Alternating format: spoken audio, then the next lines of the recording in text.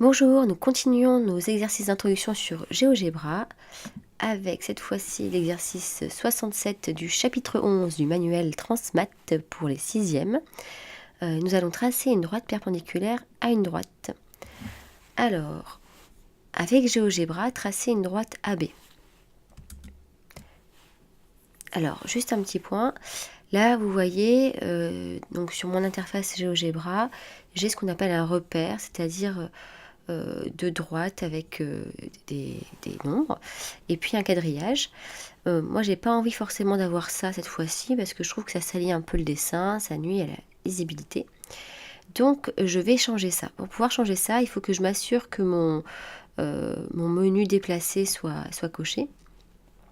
Et je vais cliquer sur ce petit menu d'options. Et vous voyez là, il y a des icônes qui apparaissent. Donc, si je clique sur cette icône-là, on voit qu'ici, j'ai plusieurs autres icônes qui apparaissent. D'ailleurs, si je clique là-dessus, vous voyez, ça me fait un repère très compliqué, mais moi, je veux une page blanche. Voilà, j'ai la page blanche. Mais j'ai encore le repère, donc je clique dessus, et je ne l'ai plus, j'ai ma page blanche. Voilà. Alors, on me demande de tracer une droite AB. Vous vous rappelez, pour tracer une droite, on clique ici, on va sur droite, et voilà, il suffit de cliquer en deux endroits de votre plan, et vous avez deux points qui apparaissent, les points A et B, puisqu'on suit l'ordre alphabétique, et la droite passe au milieu. Vous avez vu, mes points ont une forme de croix, je les ai paramétrés en cliquant là sur point, ici. Voilà, vous avez plusieurs manières d'avoir des points. Moi, je veux une croix, je l'ai expliqué dans la vidéo précédente. Alors, placez un point C qui n'appartient pas à la droite AB.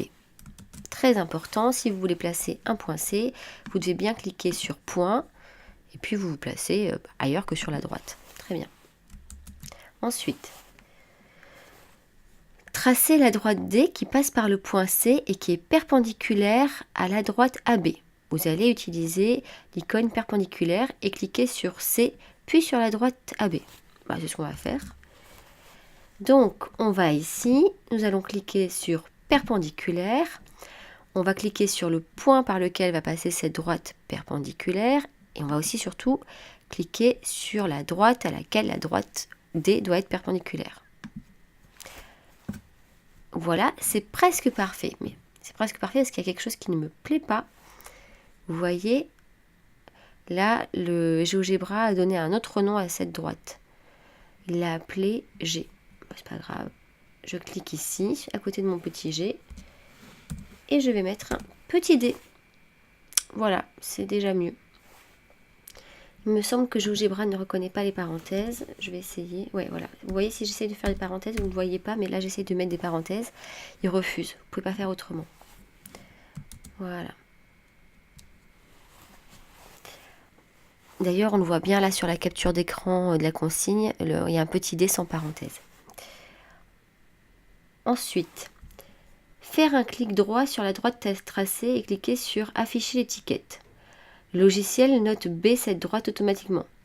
Faire à nouveau un clic droit sur cette droite, cliquer sur renommer et taper D sans parenthèse dans la boîte de dialogue qui s'ouvre.